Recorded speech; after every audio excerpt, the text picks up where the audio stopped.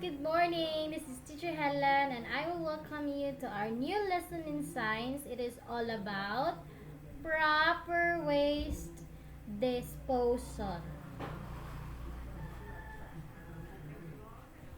How many disposable items do you use in one day? What are disposable items?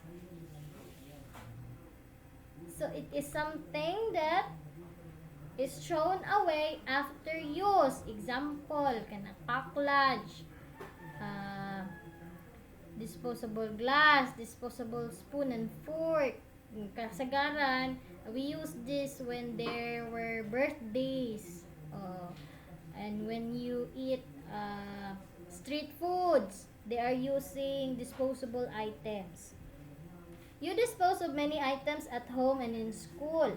This includes plastic grocery bags, styrofoam boxes, plastic bottles, scratch paper, soda cans, juice cartons, biscuit wrappers, and corn chip bags. Where do all these things go after being thrown away? So do you have an idea of that? Naglabog taog mga disposable items sa trash can into the trash bin. Then after that, asa man na padung? Can environment absorb all the things that people throw away? So in this lesson, you will learn, you will see how aware you are of the things that you throw away. We have ways to properly dispose of waste. But before that, I want to equip yourself first. So, mostly people are throwing away garbages, but they do not put in their minds what will happen after. So, people are burning garbages that pollutes the air and contributes to global warming. Correct? Yes.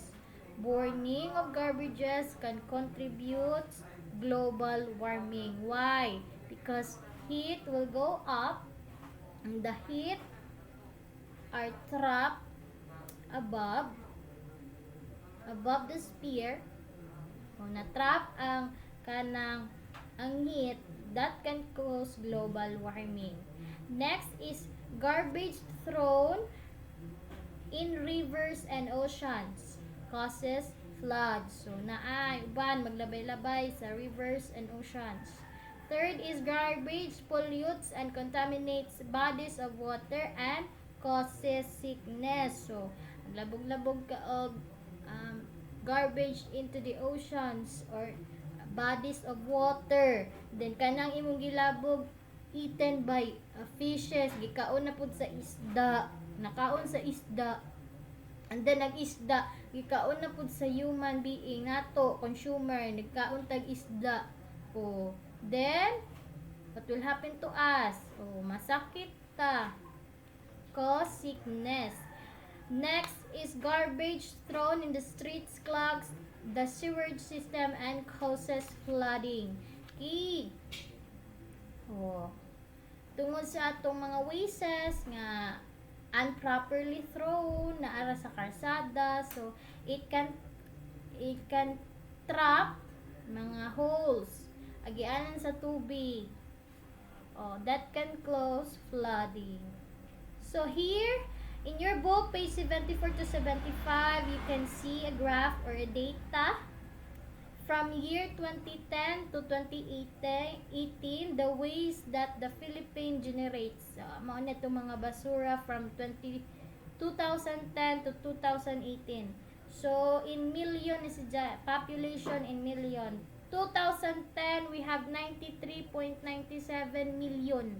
Charan, taghana. And up to 2018, we have 106.65 million. Imagine, nagkaanam og kadaghan.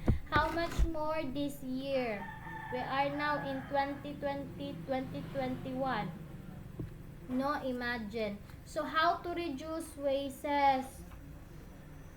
So, in this lesson, you will have an idea how to properly dispose of waste so you can help help clean our environment and help reuse garbage problems in our country. So here are the ways. First is segregate or separate garbage into reusable and non-reusable items. So segregate nimo ang reusable and non-reusable items. Before you throw things away, check if there is anything that can still be used for the same purpose. For example, used paper may be reused to scratch paper or wrappers. You may also give away items that can still be useful, whether this can still serve their original purpose or be used in other ways. Once before you throw items, imo sa hunahuna nga magamit pa man ni kani di na magamit. Number 2, segregate non-reusable items into biodegradable and non-biodegradable ways. We are done with this. Biodegradable, malata. Non-biodegradable, dili malata. So, except for newspapers that can be sold, biodegradable waste may be used to make compost. Leftover food and fruit peelings can also be used as feed for farm animals. Oh, pwede din ni makaon sa mga animals. Leftover food, ipakaon. Just like duck, itik, mga duck. Oh, pwede na siya makaon og kuan kanang mga spoiled food. Pwede rin na sila. Nangapanos na nga mga pagkaon. Di man na sila arty.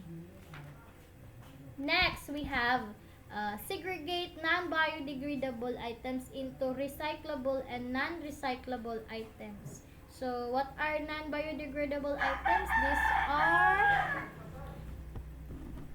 mga dili malata. So, imo ko na i-segregate into recyclable and non-recyclable materials. So, recyclable materials are economically valuable and are bought by certain companies. So, ma-recycle pa. Just like metals, aluminum, plastic containers, glass bottles, rubber, and dry paper. How about non-recyclable materials? Dili na ma-recycle. We have plastic items like packaging, wrappers, bags, sachets, and tin foils. So, kas-aran magamit na. Tin foils, magamit na ni mong tin foils, labay na. Ayun, ibalik. Ayun, nagamit nagbalik. Kay makadaot. Number 4. Find other uses of residual materials. What are residual materials? Such as ceramics, glass, textiles, leather, and rubber are those that cannot be reused or sold. However, they can still be used to decorate the house or as artwork, containers, plant pots, and others. So, dili ni siya ni mo ma-sold, mabaligya. Pero, you can use this as artworks inside your house or outside your house. You can segregate your garbage. Bins for segregated trash. You can segregate your garbage by placing them in separate containers or segregated trash bins. The pictures below show examples of bins for segregated trash. We have color red, yellow, green, and blue.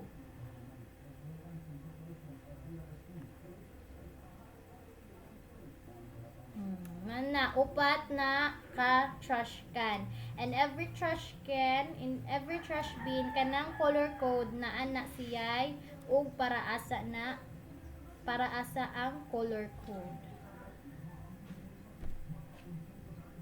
So, according to our picture, ang red is for poisonous. Magdepende sa country class. Kani nga picture is sa kuan ni Thailand nga trash bins. Ang red nila is for poisonous.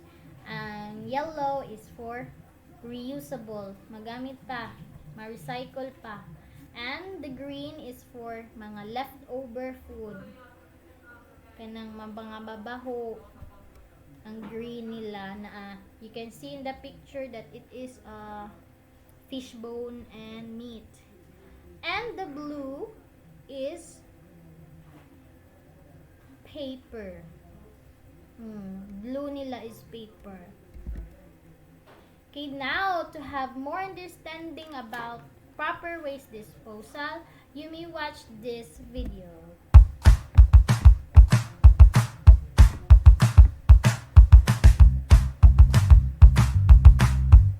Managing of waste materials to minimize consequences on humans and environment. How will you do it?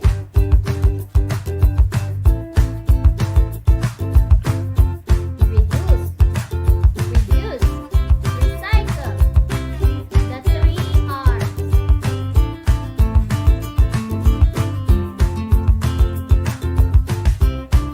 Reduce. Turn off lights or any electronic devices when you are not in use.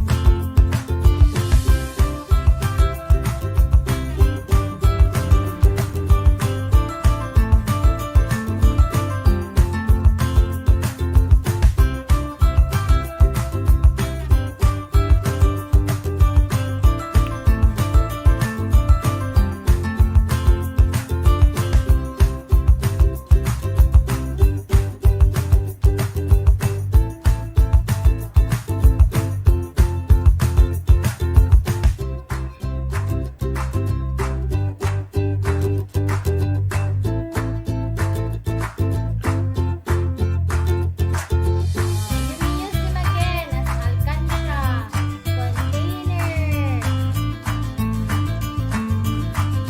Proper waste disposal can help prevent pollution.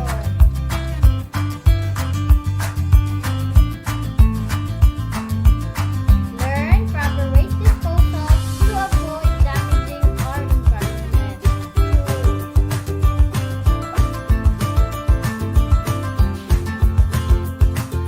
What do you think about this kind of environment? Is it healthy? Yes. How about this one? It is better.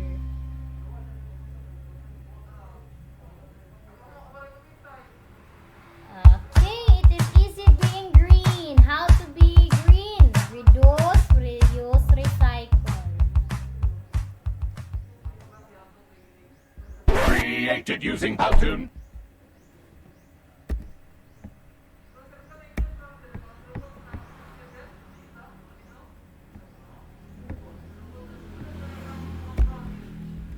Okay, ways to reduce waste. Lessen your garbage by how to lessen your garbage? Reducing consumption. Mana lagi bersedia dari Recycling materials. And reusing materials. So, mga to, reduce, reuse, recycle materials. Katong yung gitanaw nga video. Let us extend your understanding. From Mahatma Gandhi, one of my favorites. Activist. Mahatma Gandhi, an Indian activist, once said, "Live simply so that others may simply live." When you live a simple life, you reduce your consumption and thus reduce your waste. This practice is good for you as well as for the environment. So, it is quotation that you can reflect about this topic. When you live simply, when you live a simply life, you can reduce your consumption. Dili man kahimalit, you are not extravagant person. So, this is a good practice for you. No, dili ta sige palit adto, palit quick, palit og milk tea, palit og pizza, palit og kuan bisag unsa. O there more consumption ka, so daghan po ka garbage in just one day. But if you will live simply life, sige ra kag mo drink ra kag water, then ang imong pagkaon is regular meal, breakfast, lunch, or ag dinner, then sabay ra pug kamukaon. You will use your own plate and your own spoon, so you can reduce your waste in that way. So, all through, practicing proper waste disposal helps prevent calamities, keeps the environment clean, and reduces our chances of getting sick. It also lessens the need for additional dump sites and helps conserve natural resources. Waste can be segregated into biodegradable, recyclable, reusable, and residual items. So I guess that's all in our lesson, and now you can answer your activity and express your learning. Just look for your module where to answer. There are lots of questions there, and look for where activity is needed to be answered.